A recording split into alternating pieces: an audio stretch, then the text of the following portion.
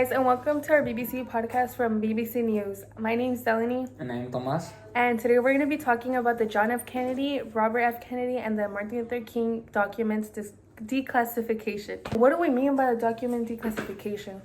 Well, on January 23rd of this year, President Trump issued the Executive Order number 14176, which mandates the declassification of the documents related to the assassination of the former president John F. Kennedy, the Senator Robert F. Kennedy, and the late civil rights leader Martin Luther King Jr. And apparently, they're doing this, why they're doing this is because, there's a lot of confusion involving, the whole thing, and there's, it's lack of information and rarity about, the situation, so they want to let the people out there know more about what's going on, so they're putting it to public eye.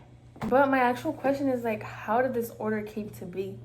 Well, it all started in 1992 with the JFK Assassination Records Collections Act that required every single document related to the assassination of the former president be released to the public. But because of agency evaluations and redactions, it was pushed back until October 26th of 2017. Oh yeah, wasn't that when President Trump said that the pushback date is not in interest of the U.S. public? So he gave the order to declassify every document involving JFK. So he took the opportunity to also declassify every document involving RFK and the MLK assassination. Yes, right? That's what happened. Oh, so what are the people's opinions on the order? Well, as in everything that there is in the United States, there's some people who agree and some people who don't agree. The people who agree are okay with the government being more transparent, since that's what a lot of people believe, that the government should involve the people on their actions and what's going on. But there's also a lot of people who don't agree with it, such as John F. Kennedy's grandson, who thinks it's a political prop by President Trump because it's unnecessary. The thing already happened a lot of years ago, and it's just a lot of mix up on different opinions. Yeah, there's no need. There's no need, or some people might say there is. There is a need, yeah. Who do you think could be affected the most by all of this? Well, honestly, I think that the groups that could mainly be affected by all of this happening, this declassification, would mostly be the FBI and the CIA, since the documents could release some disturbing information or any type of sensitive information that could build a distrust in the FBI and the CIA. So the citizens wouldn't really rely on them anymore. So at the same time, it will also be the citizens, because we don't trust the government.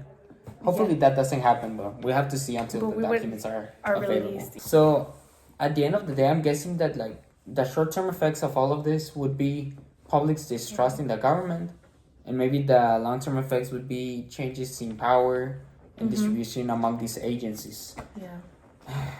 It's all very interesting, but I'm wondering what do people think about all of this? What do people think we'll find on the documents? Yeah, what is their opinion on? Actually, I think we should go ask them. We should do a little interview. Let's go. Yeah, let's go. Here we are with Mr. Estes, and we're gonna be asking him a couple of questions. So, Mr. Estes, what is your opinion on the documents declassification of the JFK, RFK, and MLK assassination? I'll focus on John F. Kennedy documents being released by Donald Trump. Originally, it was Lyndon B. Johnson who sealed those records, and they weren't supposed to be released until 2017.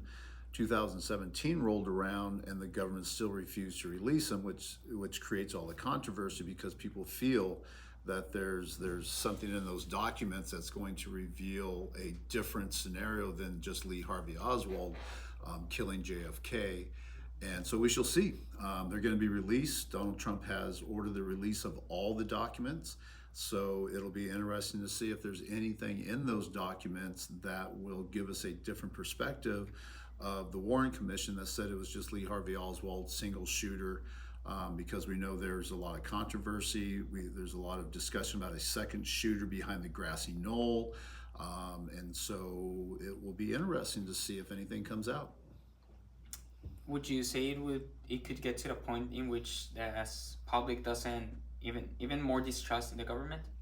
I think there's a lot of distrust already, but especially with the JFK assassination, because there's so many different theories as to how he died, and then the fact that the government didn't want to release all the documents in a short time. So that's what led to the controversy on the assassination. So the fact that they're being released now, I think, will be good for society in general, because you have all the conspiracy theorists saying the government's holding back, and so now the documents will be released, and like I said, we'll find out if there's anything in there that maybe the CIA or the FBI, or I mean all the mob, I mean there's so many different conspiracy theories out there. So now with the release of all the documents, it'll be interesting to see if there's any other documentation that leads us in a different direction than the single shooter Lee Harvey Oswald. I agree with you. Thank you very much. All right, thank you. Thank you. So here we are with Mr. Silva. and I'm going to ask him a question.